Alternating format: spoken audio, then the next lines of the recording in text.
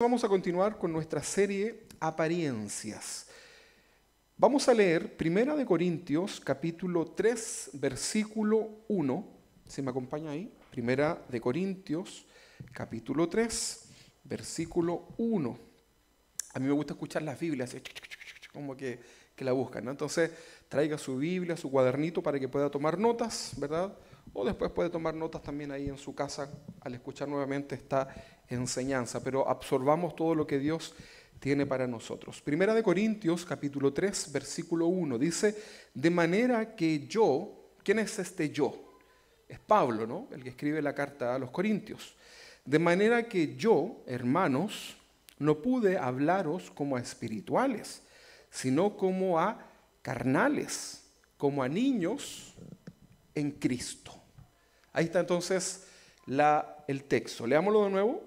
De manera que yo, hermanos, le está hablando a los cristianos, fíjese, no pude hablaros como a espirituales, sino como a carnales, como a niños en Cristo. ¿Le llamó la atención algo acá, no? En el texto que leímos, los trata a los cristianos de carnales, ¿verdad? En México decían, este es mi carnal, ¿verdad? Es como mi amigo, es como algo bueno, pero acá no estamos en México, ¿no? Y en el texto de Pablo es a los Corintios. Por lo tanto, cuando habla de carnales, le está poniendo una característica al nombre cristiano, ¿verdad? Entonces, de aquí viene el título de esta enseñanza, que va dentro de esta serie Apariencias, y es como una pregunta, dice, ¿cristianos carnales? Aquí voy a hacer algunas preguntas y vamos respondiendo, ¿no? Ahí en el corazón, o si usted lo quiere decir, díganlo. ¿Puede un cristiano verdadero ser una persona carnal? Ya vamos a definir lo que significa ser carnal, ¿no? No es comer carne. ¿Puede un cristiano verdadero, o sea, no estamos hablando de un falso cristiano, estamos hablando de un verdadero cristiano, ser un cristiano carnal? La respuesta es sí, la respuesta es sí. Ahora, este de poder no es de que deba hacerlo, ¿no? Sino que existe la posibilidad de que un cristiano sea carnal. Ok. Ahora, otra pregunta. ¿Todos los cristianos, ¿ah? ¿Son iguales delante de Dios? ¿Todas las personas son iguales delante de Dios? ¿Todos los cristianos son iguales delante de Dios? La respuesta es, ¿qué creen ustedes? No tengan miedo, a ver, sin miedo al éxito. La respuesta es no. Es que suena raro porque este tipo de preguntas o de respuestas pueden causar un poquito de confusión, ¿no? Para algunos, y pueden estar hoy día pensando esto, ¿no? ¿Será que Dios ama más a unos, más a otros? No me refiero a eso, no. Quiero explicarles a qué me refiero. Y para esto yo necesito hacer un pequeño contexto para que podamos entender por qué los cristianos, estoy hablando de los cristianos, para Dios no somos todos iguales. Hay diferencias, ¿no? Hablábamos en nuestra primera enseñanza de esta serie de que tenemos un Dios discriminador. ¿Se acuerdan, no? Que sonaba raro eso, pero nos referíamos a que discrimina del trigo, la cizaña, el cabrito, de la oveja, ¿verdad? Bueno, Dios tiene esa capacidad de saber, de distinguir, porque para nosotros la palabra discriminar es como algo negativo, es como tratar el mal, pero no estamos hablando de eso. Entonces la pregunta era que si todos los cristianos son iguales delante de Dios, yo les decía que no. Y voy a hacer este contexto. Todos los seres humanos, todos, piensen en algún ser humano. Ahora piensen en un ser humano bien malo. A ver a quién se imaginó, no me lo diga. ¿Por qué se ríen? Yo creo que están imaginándose quizás qué cosa, ¿no? La suegra, ¿qué están pensando? Mi suegra acá es una buena persona, no lo digo por ella, por si acaso. Pero todos los seres humanos, somos creación de Dios. Todos. Hasta la persona más mala, a ese que Lupita, la del barrio, le dedicaba canciones, ¿verdad? También es Paquita, la del barrio. ¿Lupita dije? No, Paquita. También es una creación de Dios. Toda persona es una creación de Dios. ¿Estamos de acuerdo, no? O sea, Dios también creó a los hombres que han inclinado su corazón hacia el mal. ¿Se entiende, no? No es que Dios creó el mal, que es distinto. ¿Se entiende, no? Ok, para que vamos despejando algunas dudas. Entonces, todos los seres humanos somos creación de Dios. No todos los seres humanos son hijos de Dios. ¿Notó la diferencia, no? Uno es creación y otros son hijos de Dios. Ya tenemos una discriminación. Pero yo estaba hablando acerca de esta diferencia que hace Dios con los cristianos. ¿Ok? Todavía no llegamos a esa parte. Ok, entonces no todos los seres humanos son hijos de Dios, solo aquellos que han creído en Dios, en Jesús, por medio de la fe. Esas personas se consideran ahora hijos de Dios, ¿verdad que sí? Ok. No todos los seres humanos entonces son hijos de Dios. Cuando una persona es expuesta a la palabra de Dios, al Evangelio, a la buena noticia, esa persona, si decide en su corazón creer verdaderamente, recibe este regalo o este don de la fe en su vida, ¿verdad? Porque Dios ha mirado su corazón, entonces ve Dios la intención y le da este regalo, ¿no? De creer. Y esto le permite creer que la palabra de Dios es verdadera, por lo cual le permite creer que Jesús es el Hijo de Dios, ¿verdad? Ok. En ese momento, ¿qué sucede? El Espíritu Santo entra en tu vida, en tu corazón, y esa persona es sellada espiritualmente como un hijo de Dios, ¿verdad? Es un sello espiritual. Ese es un sello que en el mundo espiritual, del bien y del mal, se puede percibir, ¿verdad? Vale decir que una persona que practica el mal, y verdaderamente, ¿no? Una persona que sea genuina en esas prácticas, porque hay gente que es chanta, ¿no? Esa persona va a saber diferenciar espiritualmente si tú eres o no un hijo de Dios, ¿verdad? Porque tienes el sello del Espíritu Santo, ¿verdad? Y ahora ya no vives tú, sino que Cristo vive en ti, Emmanuel, Dios con nosotros. Dios ahora habita en tu vida. Y hoy ya no habita más en templos hechos por manos de hombres, sino que ahora habita Dios, ¿dónde? En tu corazón. Y donde quiera que tú vas, vas con el sello del Espíritu Santo, porque has creído, ¿sí? Ese es el paso entonces. Te comparten la palabra de Dios, esa palabra te llega a lo profundo del corazón. Como Dios ve que tienes una intención de creer, te da esa posibilidad, ese regalo de la fe, y en ese momento tú comienzas a creer, ¿verdad? Y el Espíritu Santo inmediatamente viene a tu vida, ¿sí? Una persona puede haber hecho una oración donde repite después de otro para guiarlo en esa oración, ¿verdad? Señor Jesús, te entrego mi vida, perdona mis pecados, inscríbeme en el libro de la vida. O sea, una persona podría hacer esa oración o no podría hacer esa oración y aún así ser salvo, porque lo que Dios mira es el corazón. Esta oración que normalmente hacemos es para ayudar a las personas a guiarlos en esa oración, ¿ok? Pero también el Espíritu Santo tiene esta segunda parte que es la más importante, porque aquí viene la obra del Espíritu Santo, que es convencer ahora a esa persona de sus pecados. O sea, ha creído por estudiar y ser confrontado con la palabra, ha recibido el Espíritu Santo en su vida como un sello, y como el Espíritu Santo ahora vive en su vida, le dice, ¿sabes qué? Esta casa está sucia.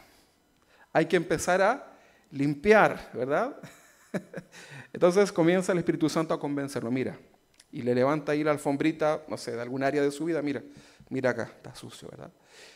Sí, en realidad, yo escondí esa basura. Bueno, arrepiéntete, yo voy a limpiar, ¿verdad? Y te limpia la sangre de Cristo y tú comienzas a arrepentirte por lo que hiciste, ¿no? Y así comienza Dios área por área en tu vida a convencerte de pecado, y es un proceso, ¿verdad? Hay personas que van a tener esta posibilidad de hacerlo de manera rápida, ¿no? Otros lo van a hacer de manera paulatina, ¿verdad? Ok, entonces la primera obra que hace el Espíritu Santo en la persona es convencerla de su pecado. Por lo tanto, La evidencia de que una fe es genuina, ¿cuál es? Es el arrepentimiento de tus pecados delante de Dios. Porque si tú dices recibir a Cristo en tu corazón, tener el Espíritu Santo, ser confrontado con la palabra, pero no hay un arrepentimiento de tus pecados, o sea, no estás dispuesto a cambiar las cosas que están mal en tu vida, ¿verdad? O no logras entender, o te trenzas en una lucha, ¿no? Pero ¿cómo si esto es bueno? ¿Pero por qué me dice que es malo? Entonces, no estás convencido de pecado, y ahí tenemos que conversar, ¿no? Pero yo sé que a lo mejor tú estás pensando en esos pecados que todavía no logras vencer. Pero ese es otro tema, ¿sí? Que va de la mano con el tema de hoy. Entonces, ese arrepentimiento, la evidencia de que hay una fe genuina es el arrepentimiento de tus pecados delante de Dios. Ese arrepentimiento no es solo de la boca hacia afuera. No es solamente decir, sí, estoy arrepentido de lo malo que he sido, sino que es algo que va desde lo profundo de tu corazón, ¿verdad? Te quebranta en el corazón ese pecado que has cometido y estás convencido que has pecado delante de Dios y delante de los hombres, ¿verdad? Y necesitas ese perdón, ¿verdad? ¿Y qué es lo que hace Dios? Te perdona. ¿Sí? Cuando tú dices, ni yo me puedo perdonar, Dios te dice, yo te perdono. ¿Verdad que sí? No sé si le podemos dar un poquito más de Marquito. Gracias, Marquito. Entonces, comienzas a experimentar ese quebrantamiento, ¿no? Las personas comienzan a reconciliarse, ¿no? Con los que estaban enojados, con aquellos que le habían hecho mal, y comienzas a perdonar, ¿verdad? Comienza Dios a limpiar tu corazón, y comienzas a experimentar eso, ¿verdad? Hasta el perro de tu casa que tanto no lo querías, ya lo miras de otra forma, ¿no? Entonces, comienzas a tener algo en tu corazón. Y eso es la obra del Espíritu Santo que está convenciéndote del pecado, ¿verdad? Esta obra va a ser hasta que muramos, ¿sí? Porque todos los días hay cosas que arrepentirse, ¿verdad que sí o no? A usted ya le hizo la obra del Señor. Entonces, a partir de ese día, tu vida comienza a experimentar cambios que van a ser radicales, ¿verdad? Sobre todo en la primera etapa. O sea, si tú eras así, ahora ya no eres así. Estoy hablando de cosas malas, ¿no? Ponle el nombre que tú quieras. Entonces comienzas a tener cambios radicales en donde tu testimonio delante de tu vecino, de la sociedad, de tu familia, comienza a ser evidente, ¿no? Y la gente lo que hace preguntas, ¿no? Porque la gente es chismosa. Y entonces la gente dice, ¿qué le pasó? Mira, ya no hace tal cosa que hacía antes, ¿no? Y la gente comienza a ver esas evidencias en tu testimonio, ¿verdad? Bueno, ¿qué es lo que pasó? Fue que Cristo se vino a vivir con nosotros en nuestro corazón, ¿no? Entonces, a partir de ese día comienzas a congregarte, comienzas a venir a la iglesia, a una iglesia local, y acá los pastores, los maestros, ¿verdad? Comenzamos a enseñarte la palabra de Dios que te ayudará a entrar en este camino de la obediencia, ¿no? Porque el camino del Señor es perfecto, es así, un caminito, ¿no? Entonces en este caminar a veces como que nos vamos para el lado, ¿no? Los que conducen le ha pasado, ¿no? Que cuando te distraes de pronto te vas hacia el lado de allá, ¿no? Dije cuando te distraes, ¿no? No cuando te... otras cosas, ¿no? Entonces vas derechito. Pero a veces nos desviamos, ¿verdad? Y ahí volvemos al camino, ¿verdad? Alguien te hace volver. Entonces la palabra de Dios comienza a trabajar en tu corazón y comienzas a entrar en el camino de la rectitud, de la obediencia a Dios, a vivir bajo su voluntad, a negarte a ti mismo, porque hay cosas que nos gustan, nos agradan, ¿verdad? Que son parte de la carne, que tiene que ver con este tema de hoy, pero comenzamos a dejar aquello para agradar a Dios, ¿verdad? Y comenzamos a venir.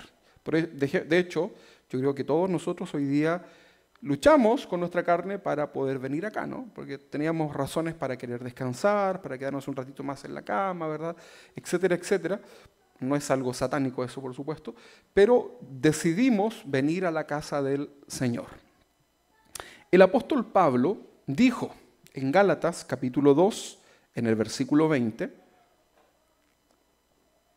dice así: Creo que esta es la versión, nueva traducción viviente, si no me equivoco, ¿no? Dice, mi antiguo ya ha sido crucificado con Cristo, mi antiguo hombre. ¿Sí? Y luego dice, ya no vivo yo, ya no vive él como persona, sino que Cristo vive en mí. Así que vivo en este cuerpo terrenal, confiando en el Hijo de Dios, en Jesús, quien me amó y se entregó a sí mismo por mí. Pablo entendía este sacrificio que Jesús hizo, ¿no? Y él dice, ya no vivo yo. Las cosas viejas pasaron y ahora son todas nuevas en el Señor. Ya no vivo yo. Cristo vive en mí. Le hago una pregunta. ¿Es fácil la vida cristiana? No es fácil, ¿no? No es fácil. No es algo que te aplasta, por supuesto, ¿no? La Biblia lo reafirma de esa manera, pero la vida cristiana no es fácil, porque mientras más queremos acercarnos a Dios, más pruebas y más dificultades y problemas comenzamos a tener, pero eso es una buena señal, ¿verdad? No nos preocupemos por eso. Preocupémonos cuando nuestra vida va parejita, ¿no? Pero la vida cristiana no es fácil porque hay una lucha entre lo espiritual, o sea, Satanás va a tratar de hacer junto a sus legiones de demonios todo lo posible para que tú no perseveres en los caminos del Señor. Hay una lucha espiritual cada día, por eso es importante cada mañana orar, ¿verdad? Presentarnos delante del Señor porque hay una lucha. Les recomiendo escuchar la serie que hicimos hace un tiempo atrás, Guerra Espiritual, en donde hablábamos los principios de esto, ¿no? Sin irnos a los extremos que no tienen sentido. Entonces, la vida cristiana no es fácil, hay una lucha entre lo espiritual y la inclinación de nuestro cuerpo a lo malo. ¿Luchas con tu cuerpo cuando quieres hacer cosas malas? Bueno, este pecado, ¿verdad? Esta lucha que tenemos con nuestro cuerpo, con el pecado, también se le conoce como la lucha que tenemos con la carne, ¿sí? Y no estoy hablando de la carne dura que te comiste estos días, ¿no? Es con tu cuerpo, es con tu carne, ¿no? Que comienzas a batallar día a día por agradar a Dios. Tú debes saber, esposa, que tu esposo batalla con su carne. Esposo, debes saber que tu esposa batalla con su carne, ¿verdad? Padres, debemos saber que nuestros hijos batallan con su carne. Y los hijos deben saber que los padres batallamos también con nuestras carnes, ¿verdad? Entonces es una lucha, por eso debemos orar, debemos animarnos unos a otros, ¿verdad? Entonces esta lucha con la carne no se va a acabar mientras estemos en este cuerpo. O sea, mientras vivamos, mientras el Señor no haya venido, vamos a seguir luchando, ¿verdad?, en este cuerpo que, producto del pecado, ¿verdad?, está de alguna forma ahí sujeto. El apóstol Pablo nos relata cómo él, siendo apóstol, llevaba esta lucha en su día a día. Mira, fíjate, es el apóstol, ¿no? Yo sé que lo hemos leído, pero piensa esto. Es el apóstol Pablo diciendo estas palabras en la Nueva Traducción Viviente de Romanos, capítulo 7, versículo 19 y 20. Romanos 7, 19, 20. ¿Qué nos dijo Pablo? Él abre su corazón, ¿no? Recuerda que Romanos es la columna vertebral del Evangelio. Están todas las principales doctrinas. Y Pablo, como apóstol, abre su corazón en una carta, queda ahí escrito hasta el día de hoy, y él dice así, el apóstol Pablo: quiero hacer lo que es bueno. ¿Usted quiere hacer lo que es bueno? Estamos igual que Pablo. Quiero hacer lo que es bueno, pero no lo hago. Estamos igual que Pablo, ¿no? Parece que sí. Quiero hacer lo que está mal, dice, no quiero hacer lo que está mal, pero igual lo hago. 20. Ahora, si hago lo que no quiero hacer, realmente no soy yo el que hace lo que está mal, sino el pecado que vive en mí. Hay que detenerse un momentito ahí porque si lo leemos apresuradamente, y muy textual, sin entender el contexto de Pablo, ¿qué vamos a pensar? Que nadie es responsable de sus pecados, ¿no? Entonces, por eso, hace un tiempo, y todavía hay prácticas así, en donde hay iglesias, en donde cuando hay gente mentirosa, por ejemplo, que ha mentido, que ha hecho mal o ha robado, le dicen espíritu de robo. Sal fuera de este pobre hermano. ¿Verdad? Espíritu, o sea, entonces, ¿quién pecó? ¿El espíritu o el hermano? El hermano, ¿no? Espíritu mentiroso, suelta a este pobre y buen hermano. Entonces, si entendemos de manera incorrecta la palabra, podemos llegar a pensar aquello. Cada uno de nosotros somos responsables de nuestros pecados. Que podamos ser influenciados espiritualmente por espíritus de mentira, de robo, de qué sé yo, del pecado que usted quiera, eso es otra cosa, influenciado a nivel de su mente nada más. Pero somos responsables. Entonces lo que Pablo está tratando de explicar, que él no quiere hacer eso, pero la debilidad de su carne muchas veces lo lleva a hacer lo que él no quiere hacer delante de Dios. ¿Se entiende, no? Y ahí está la lucha que tenemos, ¿verdad? Estamos hablando en nuestra serie de apariencias. Hoy día estamos hablando de cristianos que son carnales. ¿Puede un cristiano ser carnal? Dijimos que sí. Entonces estamos haciendo este contexto para ver si para Dios todos los cristianos son iguales o no. Los cristianos vivimos luchando con esta inclinación al pecado y eventualmente podemos caer. ¿Cuándo? Eventualmente. ¿Cuándo caemos en pecado los cristianos? Eventualmente. Lo voy a repetir. ¿Cuándo caemos en pecado los cristianos? Eventualmente, ¿verdad? Ahora, no tenga ese eventualmente como así como un canje, ¿no? Sino que eventualmente podemos caer, no sé, y estabas ahí luchando con no enojarte, ¿verdad? Y ya, la primera bien. Luego luchas con eso, ¿verdad? Y luego, bien. La tercera, luchas, ¿verdad? Bien. Y de pronto por ahí, te pilló mal, ¿verdad? Y caíste, ¿no? Y pecaste en tu corazón. No solo te enojaste, sino que pecaste, ¿verdad? ¡Ah! Y luego inmediatamente el Espíritu Santo te dice, oye, eso está mal, Señor, perdóname, perdóname. Y te das cuenta de tu debilidad, ¿no? Pero ya el otro día, de nuevo estás en lo mismo, ya el otro día de nuevo estás en lo mismo, y de nuevo lo mismo, eso ya deja de ser ocasional y ahora es una práctica. Entonces, eso es distinto, ¿no? Pero los cristianos eventualmente podemos, o sea, no es de poder de que tengamos que hacerlo, existe esa posibilidad, ¿no? Pero tú debes siempre tener este pensamiento y esta mirada como lo decía Pablo, en ninguna manera. O sea, posibilidad de pecar, no. O sea, si yo te digo, esta semana, hermano, vas a mentir, tú ya tienes que tener tu corazón cerrado a la mentira, ¿verdad? No tenerlo como una posibilidad. Cierras esas puertas. Y si por alguna razón caes en aquello, bueno, abogado tenemos para con el Padre, a Jesucristo, y nos arrepentimos, ¿verdad? Pero tú debes también tener un poquito de conciencia, ¿verdad? Y no tener esto como un, a ver, ¿cómo les puedo decir? Como un raspe, así como 1000 vidas, ¿no? No. Entonces los cristianos vivimos luchando con esta inclinación al pecado. Ahora, una cosa es ser tentados y otra cosa es pecar, ¿sí?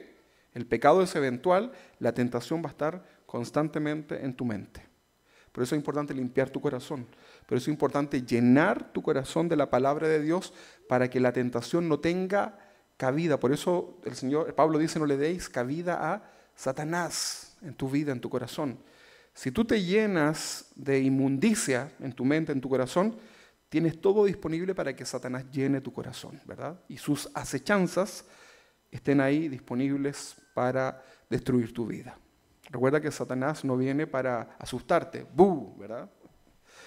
Por eso yo me río cuando la gente dice, ¡uy, se me movió el cosito ahí en la casa!, ¿verdad? Eso es una travesura, ¿verdad? Eso no te pasa nada. Lo que Satanás quiere es destruir completamente tu vida, hacerte claudicar de tu fe, hacerte que reniegues de tu fe. Entonces los cristianos vivimos luchando con esta inclinación al pecado, ¿verdad? Y eventualmente podemos caer, pero no hacemos de esto una práctica. Un verdadero cristiano no practica el pecado. Entonces, ahora que ya tenemos esta base bíblica de cuando una persona se transforma en un hijo de Dios, sigue siendo creación, pero ahora pasa a ser un hijo de Dios, lo tenemos claro, ¿no? Ok. Por lo tanto, todos son creación de Dios, pero no todos son hijos de Dios. En la Biblia se llama también hombre natural aquellos que aún no son hijos de Dios. ¿Sí? El hombre natural en la Biblia, eso es un hebraísmo, ¿verdad? Son palabras que eran propias de allá de Israel. Entonces, para nosotros es como, ¿qué es para usted, por ejemplo, una mujer natural? ¿Qué entiende usted aquí en Chile como una mujer natural? ¿Ah? ¿Qué? Que no usa maquillaje, que tiene su cabello, ¿verdad? Sin tintura, ¿verdad? O sea, todo es natural, el hombre natural. Bueno, en el contexto de la Biblia, el hombre natural es otra cosa, ¿verdad? Entonces, el hombre natural son aquellos que aún no son hijos de Dios. Vamos a leer 1 Corintios capítulo 2, 14. Y dice así, nuevamente Pablo, 1 Corintios 2, 14. Pero el hombre natural, el hombre natural, en algunas versiones dice el no espiritual, puede ser, ¿no? Dice, pero el hombre natural no percibe las cosas que son del Espíritu de Dios, porque para él son una locura. O sea, aquella persona, piensa en alguien que no tiene aún a Dios en su corazón, y tú le cuentas algo de Dios, ¿no? Que Dios está haciendo en tu vida, o algo que hizo Dios en medio de la congregación. Probablemente esa persona, que es un hombre natural, que no ha nacido aún del Señor, te va a decir, pero qué cosa más loca, ¿no? Una locura, ¿cómo se te ocurre, verdad? No lo entiende, ¿verdad? Tiene una lógica. No trates de... Pero ¿cómo no vas a entender? No te preocupes, ¿verdad? Porque la Biblia lo dice, ¿no? Para el hombre natural, pero el hombre natural no percibe las cosas que son del Espíritu de Dios, porque para él son locura y no las puede entender, ¿verdad? Porque se han de discernir espiritualmente. Que tú vengas a esta iglesia un domingo, después de varios días de festividad, ¿verdad? De la mañana, para la gente de afuera es una absoluta locura. Te van a decir, pero ¿por qué no descansas y te quedas en tu casa, verdad? ¿Qué sentido tiene si puedes ir todos los otros días a la iglesia? Pero, ¿por qué sucede esto? Porque estas cosas de estar acá se disciernen espiritualmente, ¿no? Ayer conversaba con algunas personas y me decían, si no vengo un domingo siento que algo me falta, ¿verdad? Para iniciar mi semana. Claro, porque es algo espiritual. Por lo tanto, en la Biblia tenemos una diferencia entre el hombre natural y el hombre espiritual. Hombre espiritual es aquel que es hijo de Dios, que tiene el Espíritu Santo en su vida. ¿Quién es ese? El hombre espiritual. Y el hombre natural es aquel que es creación, no es hijo de Dios, no tiene el Espíritu Santo en su vida. Ese sello. Cuando el Señor venga, ¿verdad? Cuando suceda el arrebatamiento, el harpazo en el griego, ¿verdad? Que dicho de paso puede suceder en cualquier momento, ¿no? Entonces cuando el Señor venga, dice la palabra arrebatamiento o rapto, que se tradujo después, no está esa en la Biblia, pero es lo mismo, ¿no? Arrebatamiento, harpazo en el griego, significa tomar algo así rápidamente, así como... Eso es arrebatar, ¿verdad? La Biblia incluso, Pablo dice, miren, va a ser como en un abrir y cerrar de ojo, en un pestañear. A ver, vamos, todos juntos, 1, 2, 3. Eso se demora el arrebatamiento. ¿Alcanzó usted a decir algo, no? Por eso ahora es el momento, ¿no? Esa palabra harpazo significa tomar algo así como rápidamente, bruscamente, ¿no? Como por sorpresa. Pero también significa tomarse a sí mismo. Por lo tanto, cuando Jesús venga, va a tomarse a sí mismo. Está raro eso, ¿no? Como que vengo y me tomo a mí mismo. Pero ahora que entendemos que Dios ha puesto su sello, su Espíritu Santo en cada uno de nosotros, ¿a quién va a tomar Jesús? A los que tengan su Espíritu, ¿verdad? Porque tú ahora le perteneces. Tú eres un hijo de Dios, eres un embajador, por lo tanto tienes el Espíritu Santo en tu vida y estás tranquilo, ¿no? Y cuando el Señor venga, donde quiera que estés, desapareciste, ¿no? Ok, pero no vamos a hablar hoy día del arrebatamiento. Entonces, hombre espiritual, hombre natural. Ahora nos vamos a centrar en el cristiano, ¿no? En el hombre o en la mujer espiritual, es decir, en los que son hijos de Dios. ¿Recuerdas el texto del inicio, no? Vamos a leerlo de nuevo. Primera de Corintios 3:1 dice, de manera que yo, Pablo era cristiano, ¿no? Claro que sí. De manera que yo, Pablo, el apóstol, de manera que yo, hermanos, les está hablando a los cristianos en Corintios, de manera que yo, hermanos, no pude hablaros, me fue imposible hablarles como a cristianos, como a hombres espirituales. Y tuve que hablarles como a carnales, como a niños en Cristo.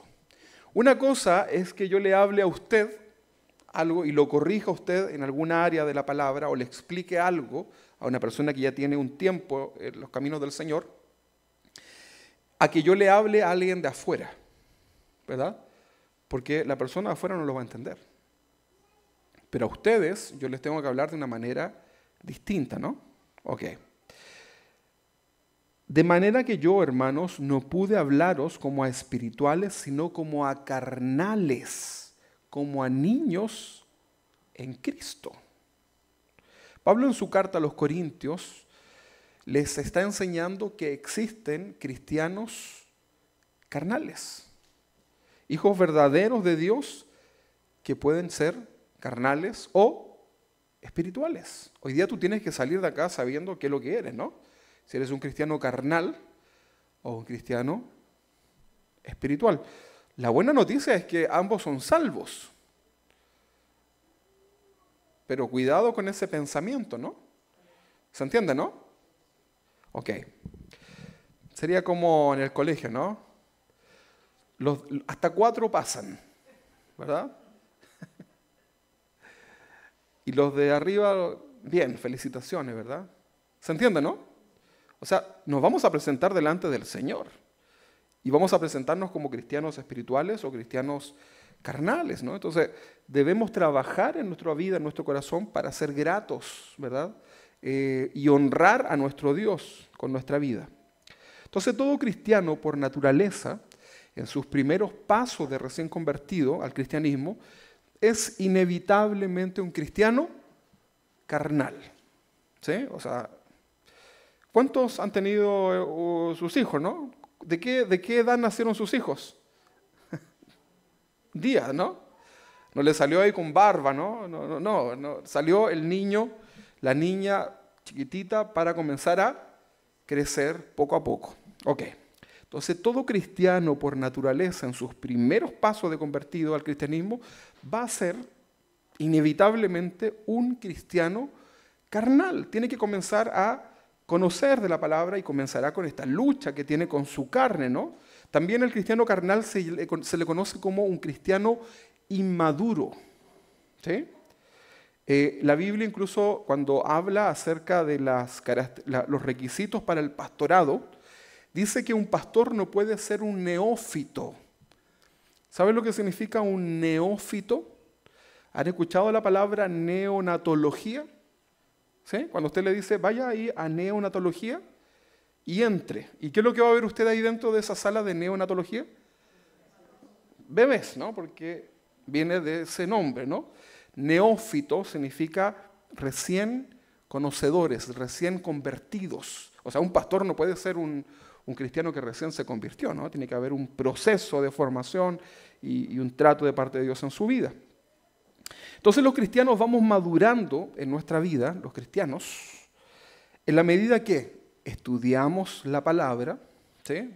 No vas a crecer escuchando pura música cristiana. En serio.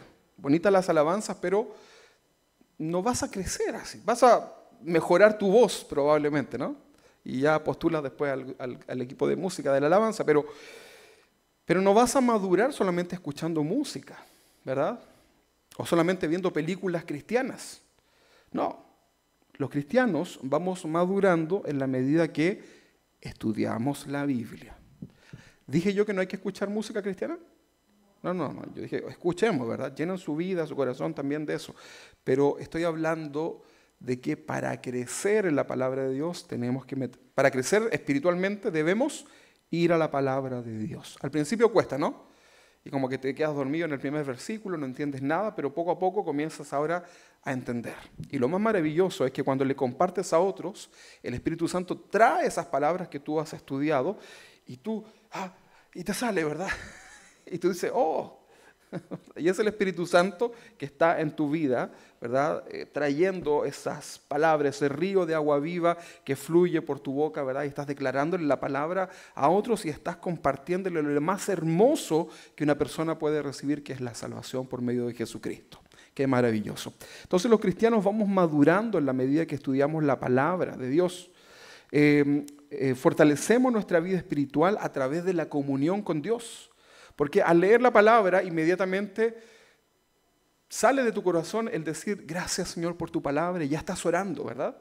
Y luego el otro día dice, Señor, voy a leer tu palabra. Y en la medida que vas leyendo, dice, oh, gracias Señor, qué maravilla. Y ya comienzas a tener ahora no solamente una lectura, sino que una comunión con Dios.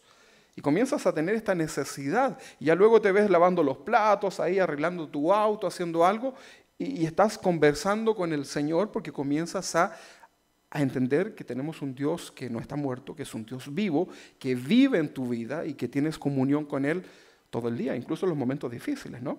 Porque dice la Biblia en el Salmo 23 que Él estará contigo incluso cuando pases por el valle de la sombra y de la muerte. Y no temeremos mal alguno porque Él, nuestro Señor, nuestro pastor, estará con nosotros. La iglesia local, junto a los pastores y los maestros, ¿verdad? Somos los instrumentos que Dios usa para hacer crecer a la iglesia de Cristo.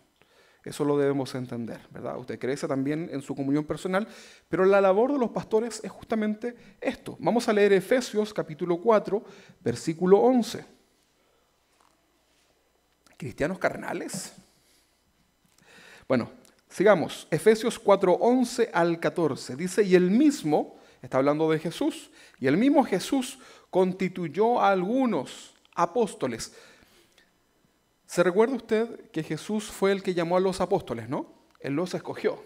Nosotros como iglesia no creemos hoy día en apóstoles. O sea, si alguien se llama apóstol, nosotros no creemos en ese nombramiento, porque a la luz de la palabra existen requisitos para ser un apóstol de Jesús, ¿verdad?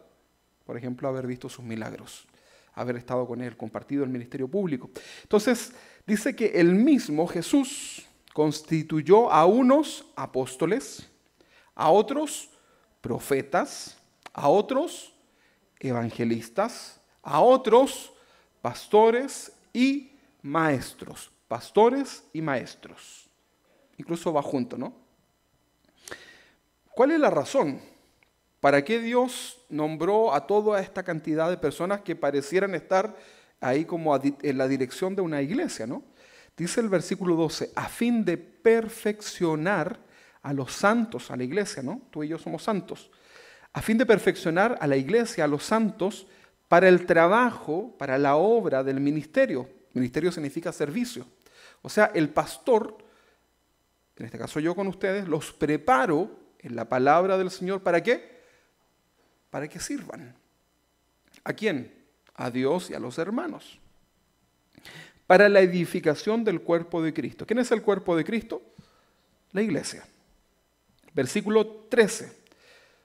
¿Cuándo termina este trabajo? Dice, hasta que todos lleguemos, se incluye el apóstol Pablo, a la unidad de la fe y del conocimiento del Hijo de Dios.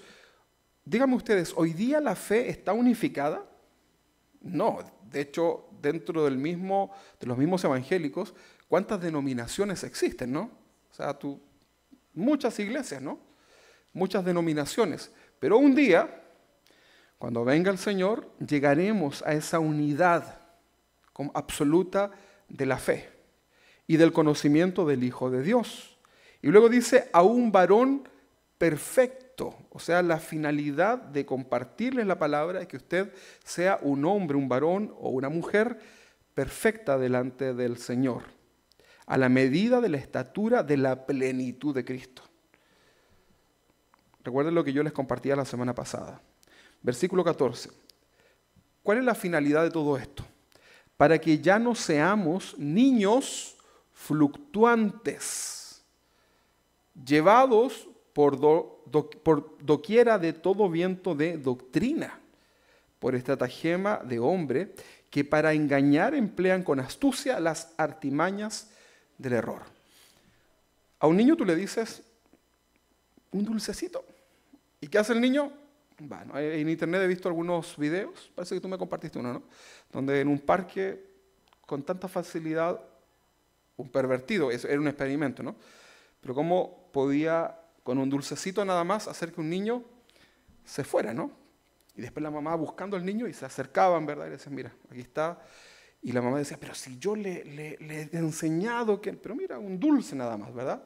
Entonces, niños fluctuantes, llevados por cualquier doctrina, ¿verdad?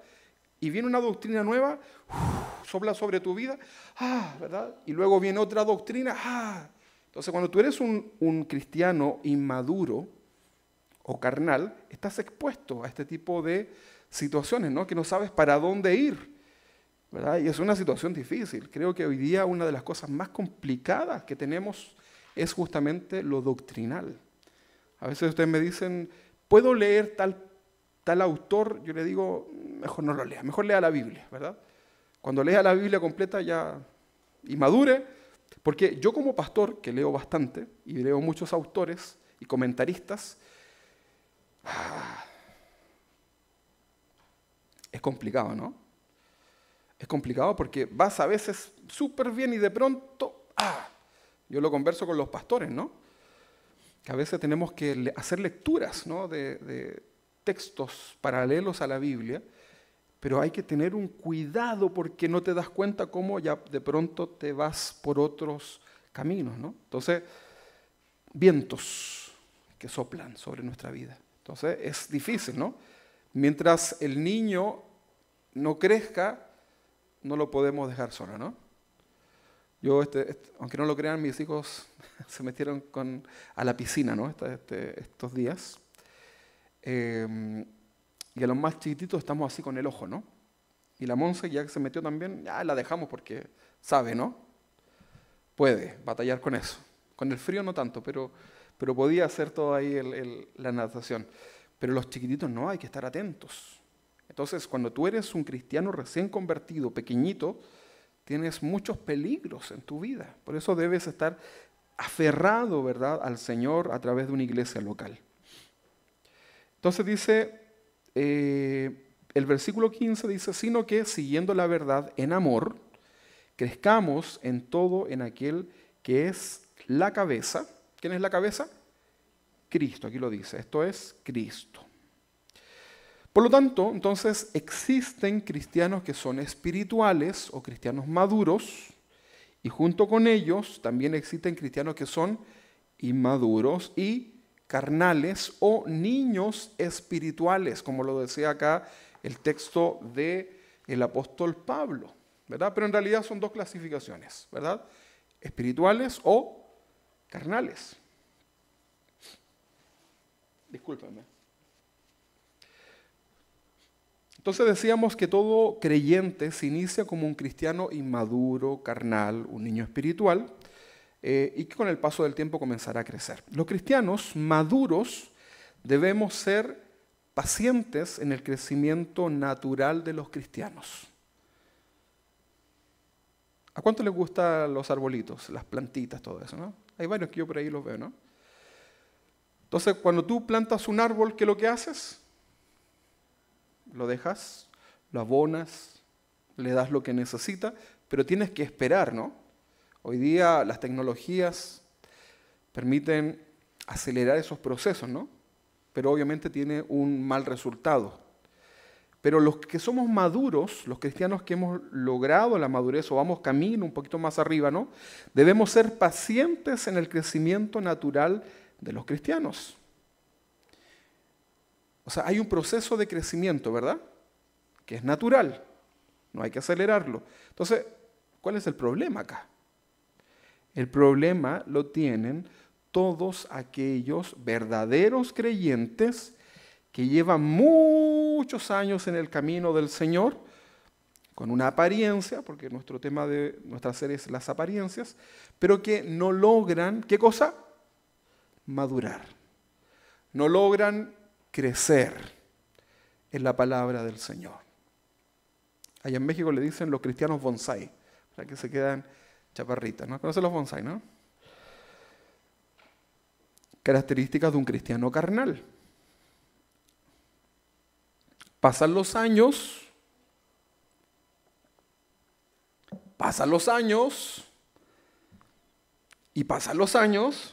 y no madura. Como que le va a salir la florcita para el fruto, ¿verdad? Pero ahí se le cae la hojita. Pasan los años y no maduran, ¿verdad? Siguen siendo un niño espiritual. La buena noticia es que este tipo de creyentes, de cristianos, se va con el Señor. Pero cuidado con ese pensamiento, ¿no? Que yo les decía recién. El cristiano inmaduro, el cristiano carnal, ¿verdad?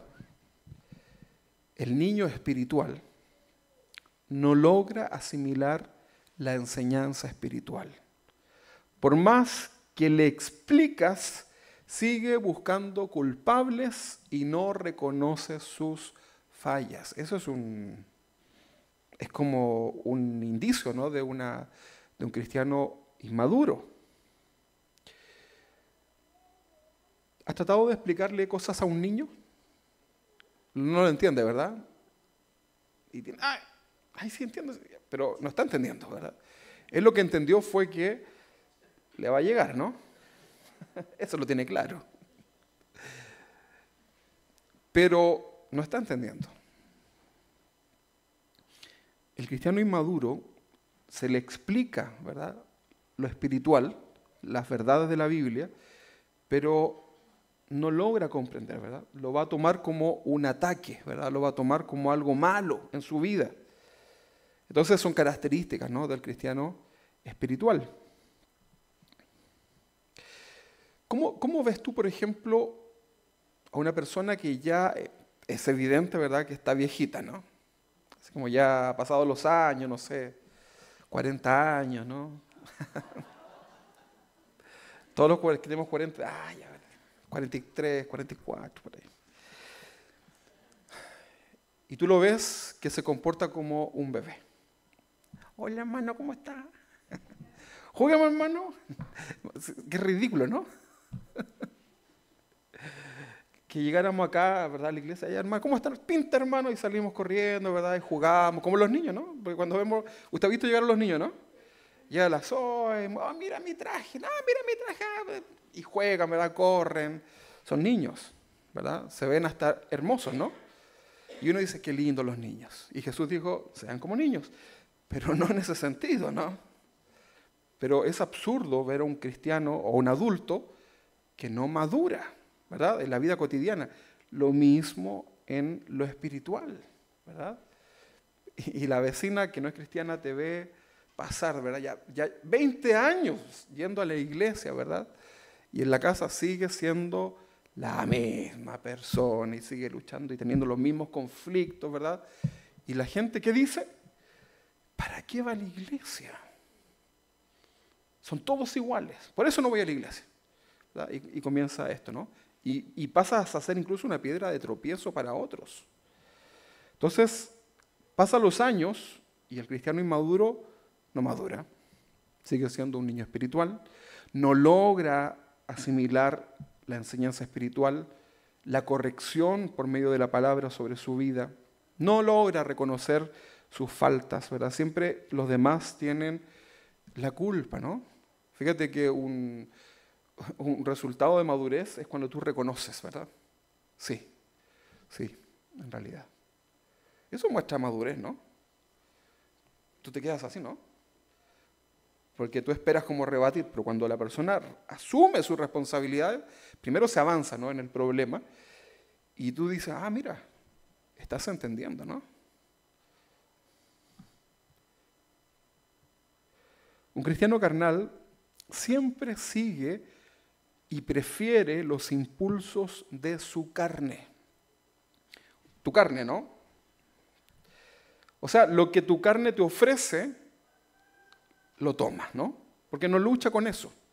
No hay ni una lucha con su carnalidad. Gálatas 5:19, un texto que hemos leído tantas veces, ¿no? Y que tenemos que seguir estudiando por la inmadurez, ¿no?, que tenemos muchas veces en la vida. Gálatas 5:19 dice, y que son manifiestas, evidentes, las obras de la carne. Recuerden ustedes que los Gálatas, a quien Pablo les escribe acá, era una iglesia que estaba en Galacia, eran cristianos genuinos, creyentes, igual que los corintios, pero la característica de los Gálatas es que ellos comenzaron muy espirituales y estaban terminando muy carnales, ¿verdad? Partieron en el espíritu y están terminando en la carne. Eran cristianos, pero era una vergüenza, ¿no? Y Pablo los confronta y les tiene que decir, en vez de avanzar en profundidades del estudio bíblico, tiene que recordarles a ellos cuáles son las manifestaciones de la obra de la carne. Y le dice, y manifiestas son las obras de la carne que son adulterio. Parece que todavía no sabían eso, ¿no? No lograban entender. Parece que habían prácticas ahí. Adulterio, fornicación, inmundicia, lascivia. Todos estos primeros pecados son de inmoralidad sexual, ¿verdad? Uno de los más comunes. Luego le dice Pablo a los hermanos en Galacia, le dice no solamente estas cosas inmorales, sino que las obras de la carne son idolatrías, hechicerías. Fíjate, otro grupo, ¿no? Idolatrías, hechicerías. Un cristiano verdadero no puede seguir creyendo ni adorando a sus ídolos. O sea, tú debes haber sacado los ídolos de tu corazón, ¿verdad? Cuando un cristiano verdadero comprende eso, se ve. Sacar tus ídolos. Ah, pero si yo ya no tengo imágenes, yo pastor ya mi virgencita, no, si no estamos hablando de esos ídolos. Estamos hablando de los ídolos que tú permites en tu vida, ¿no? Tus ídolos pueden ser hasta tus propios hijos, muchas veces, ¿no? Cuando los pones en el lugar de Dios. O sea, ídolo es todo aquello que ocupa el lugar de Dios, el primer lugar. Entonces Dios comienza a sacar esos ídolos. Pero les dice a ellos que las obras de la carne son idolatría, hechicería. O sea, los cristianos no pueden, un cristiano maduro no va a tener ídolos en su vida, ni mucho menos prácticas con la hechicería, ¿no? O sea, un cristiano inmaduro es aquel que todavía tiene ciertas creencias, ¿no? Por ejemplo, en el tarot, en el horóscopo, en la meditación trascendental, en la comunicación con los muertos, ¿verdad? Qué sé yo, ¿no? Halloween. La última vez que dije eso se enojaron y se fueron. Pero no podemos nosotros estar mezclados, ¿verdad?, con el mundo de las tinieblas. ¿O sí? Es que la brujita es tan simpática. Es una abuelita. Me acuerda a mí, a mi abuelita, ¿verdad? Y dice cosas tan bonitas la brujita, ¿verdad? Y hasta como que le acierta, ¿no? Entonces no puedes servir a dos señores, ¿no? Porque recuerda que Satanás se viste como ángel de luz. Entonces está hablando que un cristiano carnal es aquel que practica todo eso, ¿verdad? Entonces, cuidado con esas prácticas supersticiosas, ¿no? Ay, toco madera, ¿verdad?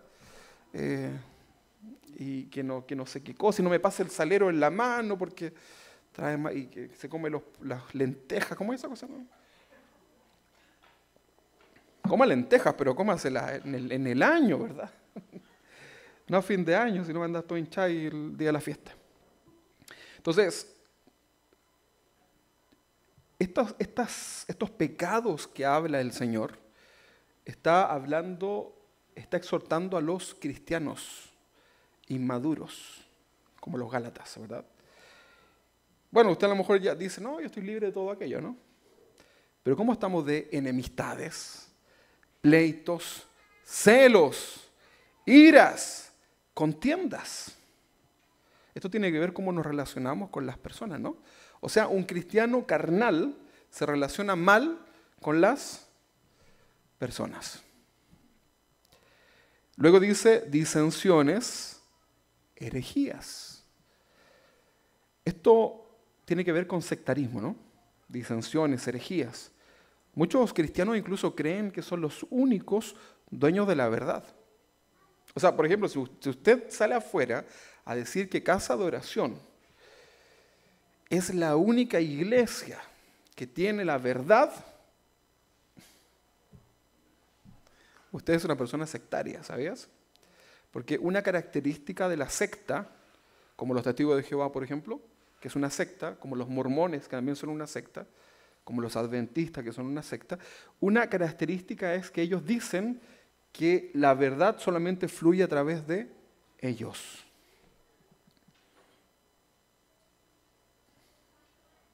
Y esto es muy común hoy día, ¿no? Yo a veces veo iglesias muy bonitas, muy ordenaditas, pero tienen esto en su corazón, ¿verdad? Como de, somos los únicos, ¿verdad? Nadie más que nosotros. No lo dicen, pero lo tienen ahí, ¿no? En el corazón. Hay que tener cuidado, ¿no? Con eso, porque eso habla de carnalidad, de inmadurez. Fíjate que Jesús, en el Apocalipsis, las 7 cartas que manda, al inicio de la carta dice que Él estaba en medio de todas las iglesias. Fíjate, en medio.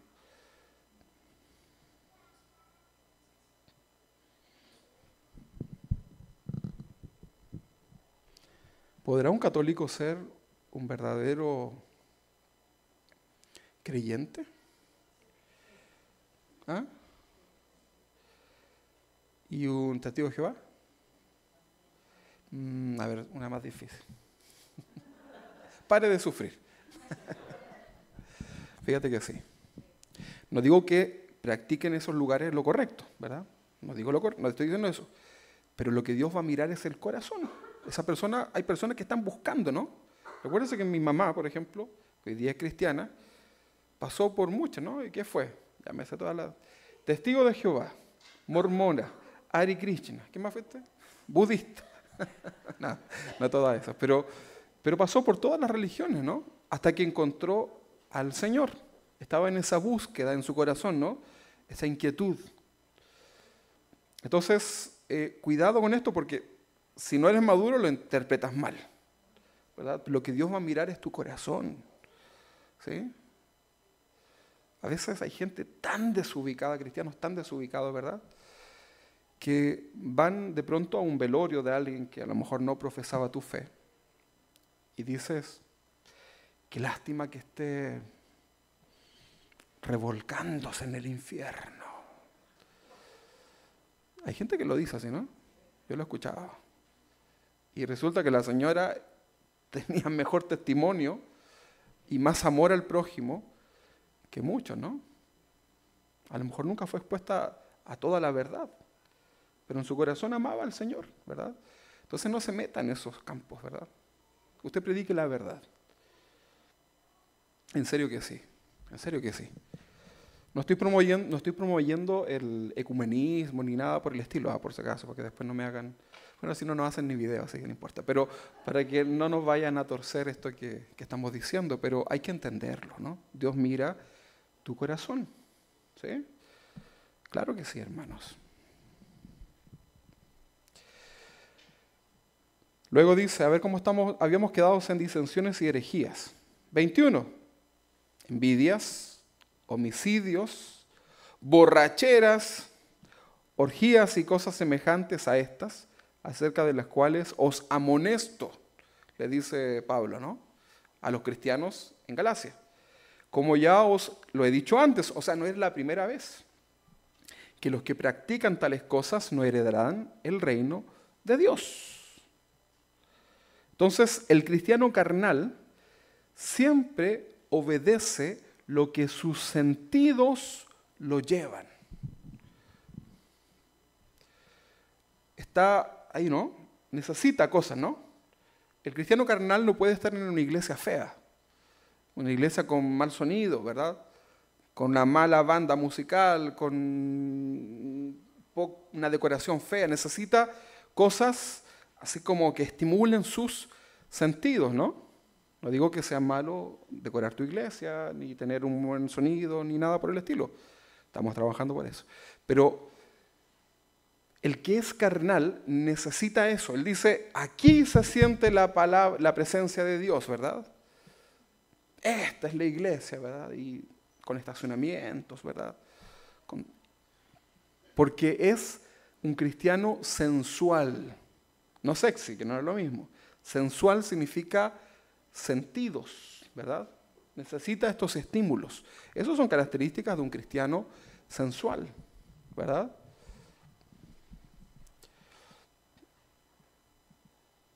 O sea, un cristiano carnal no podría ser exhortado por mí, por ejemplo. Chico, guatón y feo, ¿verdad? No, necesito un pastor así que con mejor hablamiento, ¿verdad? Con mejor prestancia. Porque necesita su sentido necesita estimular sus sentidos, ¿no? ¿Se entiende, no? Es que esto puede sonar absurdo, pero créanme que es así.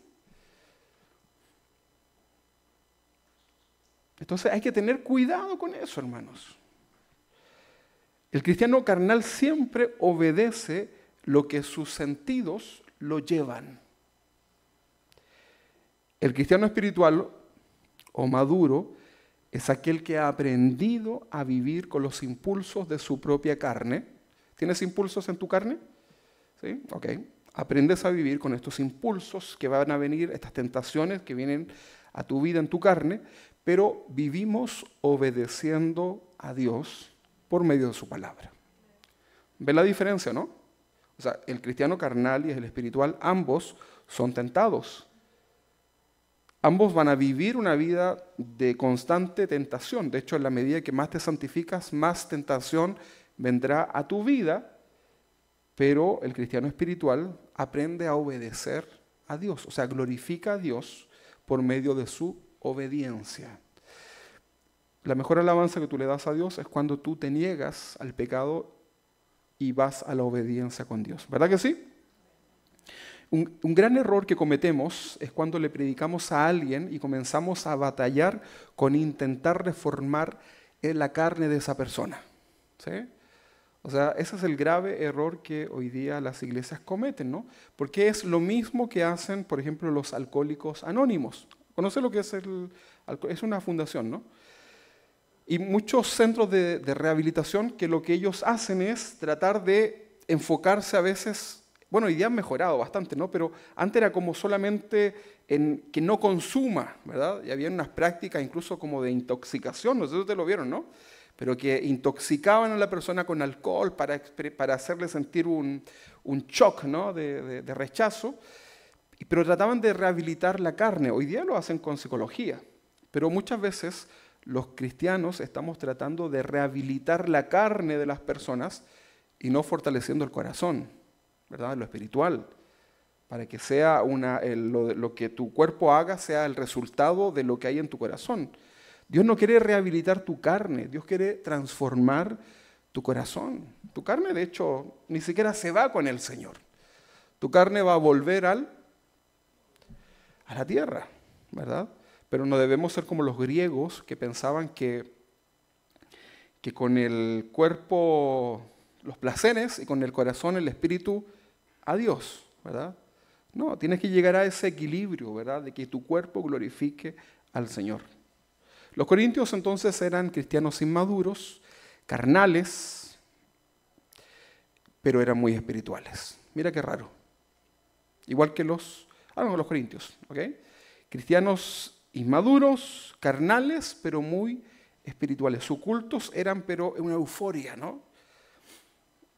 Milagros, prodigios, revelaciones, profecías, interpretaciones de lenguas y toda una serie de cosas en la iglesia de los corintios, pero eran carnales, ¿verdad? Habían cosas terribles ahí en la vida de estos cristianos, ¿no? Tenían muchos dones espirituales genuinos, pero en su vida personal no pasaba nada. Los Gálatas, por otro lado, comenzaron bien, pero terminaron mal en la carne. Los corintios y los gálatas eran creyentes genuinos que por la falta de madurez, su carnalidad los hacía faltos delante de Dios. Eran salvos, pero faltos delante de Dios. Una cosa entonces es ser salvo y otra cosa es vivir como un mundano más. Tú tienes que hacer este análisis en tu vida, ¿no? Tienes que hoy día irte, no voy a decir pasen acá los espirituales y acá los carnales, pero tú tienes que saber en qué condición estás, y yo también sé la mía, delante de Dios. En la Biblia encontramos algunos personajes que son tipo de.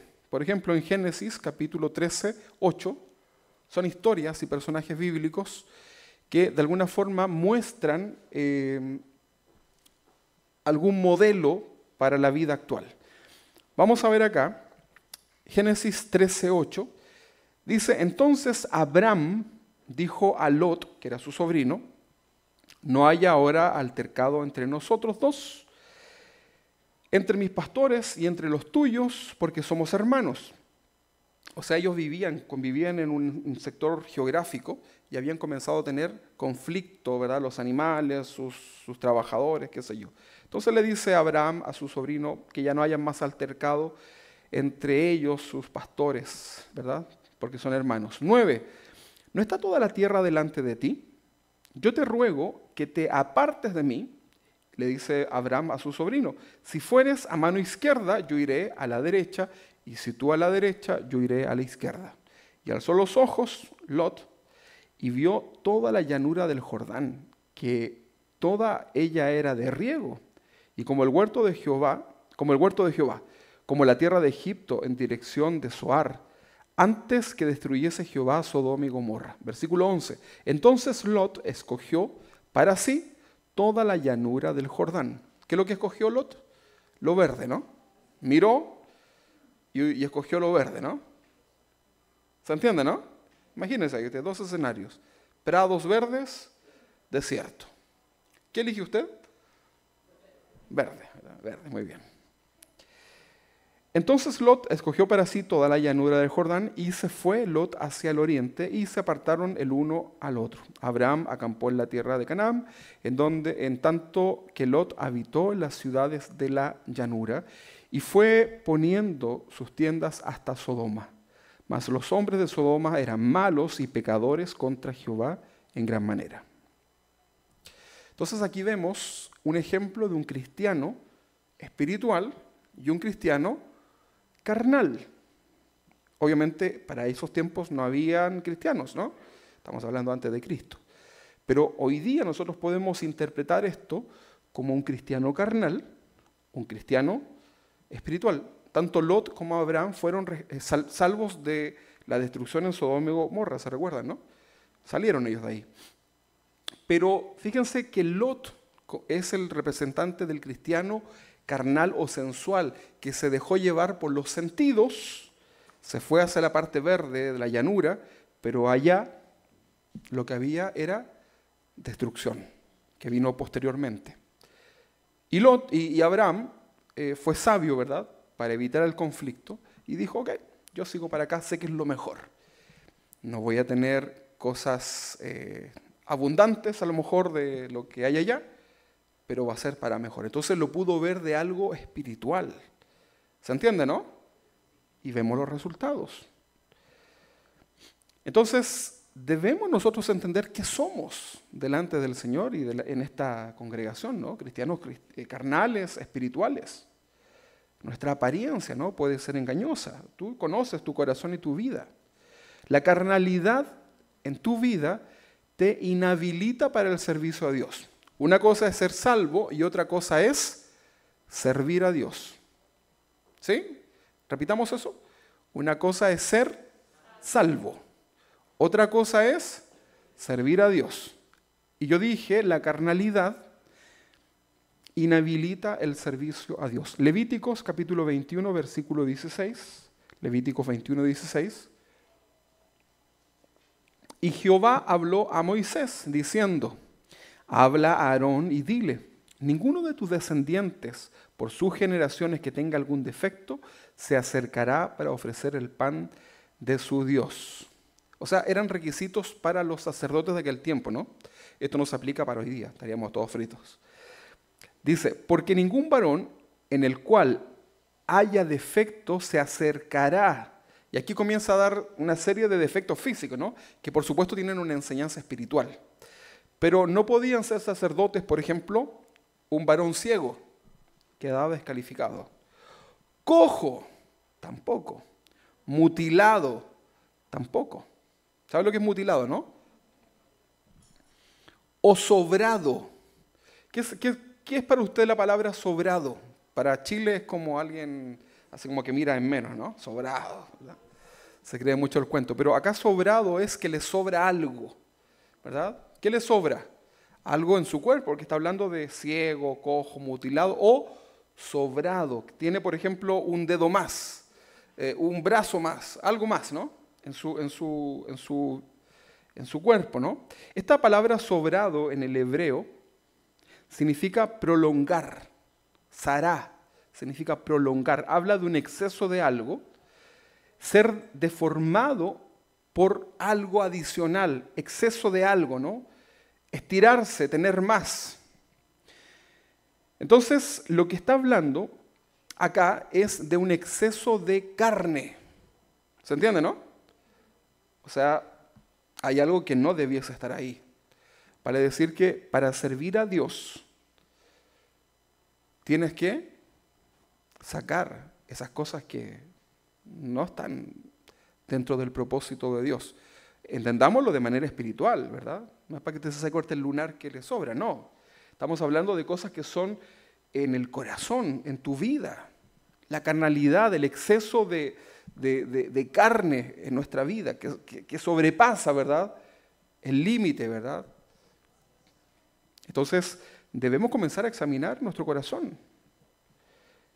Es muy difícil el trato con el cristiano carnal. Este tipo de cristiano siempre busca mostrar una apariencia de lo que no es. Pero en el fondo de su corazón la carne prevalece, ¿no? Siempre, ¿verdad? Ahí está. Es importante hoy día discernir el tipo de persona que soy delante de Dios, para que las apariencias no me sigan engañando, ¿no? Y llevando a un camino de mal. ¿Qué eres entonces delante de Dios? Quita de tu vida esa máscara que has puesto, ¿no? ¿Verdad? Que te da una apariencia de un cristiano espiritual cuando realmente podría ser un cristiano carnal. Hoy día estamos hablando de este tema, ¿no? Y a lo mejor muchos partieron, no, espiritual, gracias a Dios, gloria a Dios, aleluya. Pero te das cuenta que ya ni luchas con tu carne, ¿no? Y cedes y cedes y cedes. Dios quiere ayudarte para avanzar y es necesario, ¿verdad? Todos necesitamos avanzar. Tu familia necesita que tú, en tu rol, avances, que yo avance. ¿Cuántos son de Cristo? De nuevo, a ver. ¿Cuántos son de Cristo? Si viniera el Señor y no se los lleva, estarían ahí gritando, ¿no? Señor, soy tuyo. ¿Cuántos son de Cristo?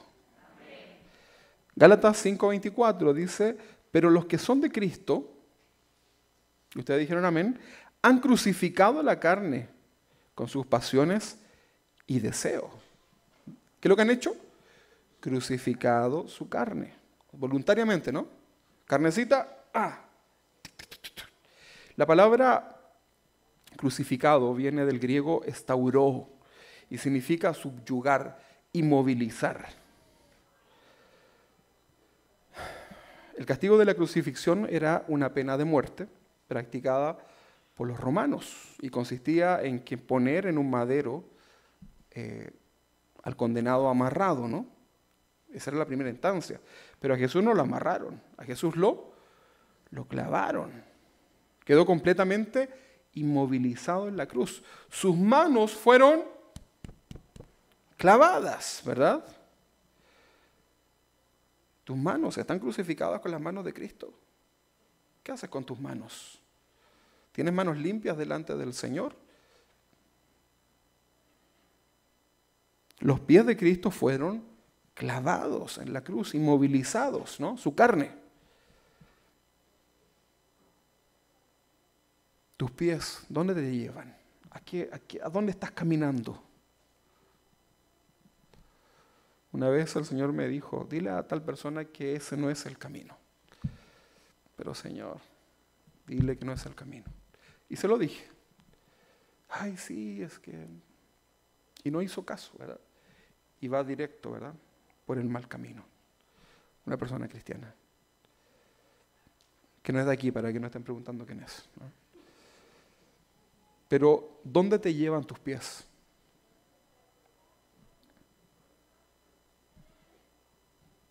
Hermosos son los pies de los que anuncian su paz, el Evangelio, pero ¿dónde te llevan tus pies? Tus pies deben estar clavados en la cruz de Cristo. Tus manos. ¿Qué le clavaron a Jesús en su costado? Una lanza. Directo, ¿verdad? Al corazón. Y el corazón es engañoso, ¿no? También quedó... O sea, todos esos son símbolos de cómo la crucifixión, la carne, ¿no? El Señor no tenía pecados, pero nos está dando una enseñanza. ¿Qué le pusieron a Jesús en su cabeza? ¿Una corona de qué? ¿De oro? De espinas, ¿verdad? Cuando a Jesús le pusieron esa corona de espinas en su cabeza, hicieron presión, ¿verdad? Y esas espinas entraron ahí donde pudieron, ¿no? En su cabeza. ¿Dónde está el cerebro? En tu cabeza, ¿no? Tus pensamientos, en la cabeza. También deben ser crucificados delante del Señor, ¿no? En la cabeza tenemos los ojos, los oídos. ¿Qué ven tus ojos? ¿Qué escuchan tus oídos? Tu lengua, ¿para qué la usas? Todo el cuerpo de Jesús fue masacrado y crucificado. Cristo murió clavado en la cruz por nuestros pecados. Tú y yo merecíamos estar ahí, pero Él nos amó tanto que decidió morir en nuestro lugar y por fe se aplica la salvación a nuestras vidas. Jesús nos salvó del infierno eterno, nos dio una nueva naturaleza cuando creímos en Él, a través de la fe. Cuando Cristo estaba siendo crucificado en la cruz, nuestra carne también estaba ahí junto a Él. ¿Sí? En Cristo estoy juntamente crucificado. Romanos 6:6 dice, sabiendo esto, que nuestro viejo hombre fue crucificado juntamente con Él, para que el cuerpo del pecado sea destruido, a fin de que no sirvamos más al pecado. ¿Te das cuenta, no? O sea, madurez, crecimiento espiritual. Para los que son más nuevitos hay un camino, ¿verdad?, que recorrer. Pero a los que ya llevamos mucho tiempo, esto nos debe confrontar, ¿no? Porque vamos a estar delante del Señor muy pronto. Había una alabanza antigua, ¿no? Un corito decía, cuando venga el Señor de los cielos, estés vivo, estés muerto, ¿qué cuenta le darás? Porque salvos vamos a ser, pero ¿qué cuenta le vamos a dar al Señor? No, es que tuve miedo, es que no, yo no quise, no, es que mira, aquí, me quemé yo acá, Señor. ¿Qué le diremos al Señor, no? Entonces debemos salir de ese estado de carnalidad. Y con la misma alegría que esperamos estas festividades, debemos también tener gozo en el corazón para servirle a Él. Es tiempo de dejar de aparentar y comenzar a corregir, a madurar y crecer en Cristo. Termino con este texto. Colosenses capítulo 3, versículo 1.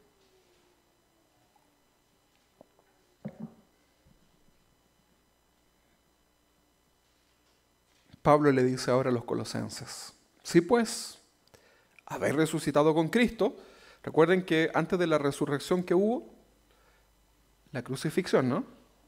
O sea, si ya crucificaron su carne y ahora han resucitado con Cristo, lo lógico es lo que dice acá. Busquen las cosas de arriba. Porque imagínate todo el padecimiento de Jesús en la cruz, el morir y resucitar para ahora volver a poner la mirada en las cosas terrenales. Qué cosa más absurda, ¿no?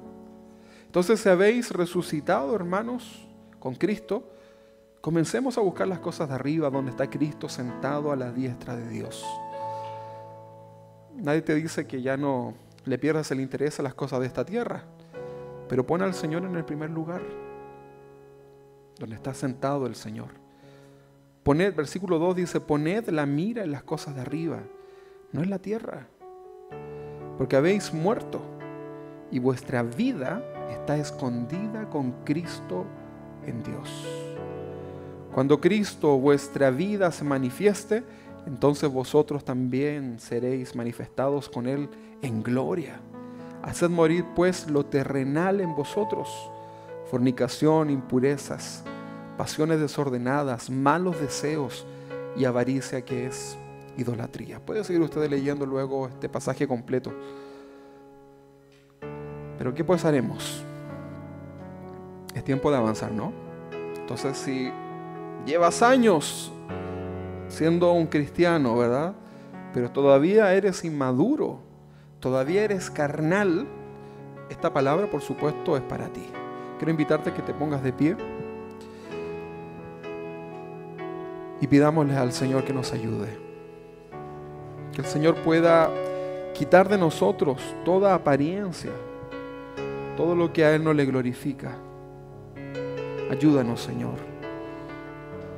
Vamos a orar al Señor. Inclina ahí tu rostro delante del Señor y preséntate delante del Señor. Tú has sacado una conclusión, el Espíritu Santo te ha convencido hoy día en qué lugar estás, ¿no? Entonces, procura las cosas de arriba, procura ser un cristiano espiritual. Renuncia a esa carnalidad en tu vida y comienza a buscar a Dios. Comienza a preferir el agradar a Dios. Busca al Señor mientras pueda ser hallado. Te invito a que hagas una oración ahí delante de Él. Abre tu corazón. Ten un momento con el Señor y deja que el fuego de sus ojos, el rojo vivo de sus ojos, pueda mirar lo profundo de tu corazón.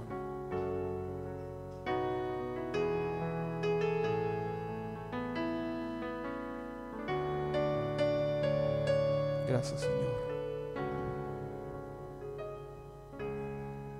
Gracias, Señor.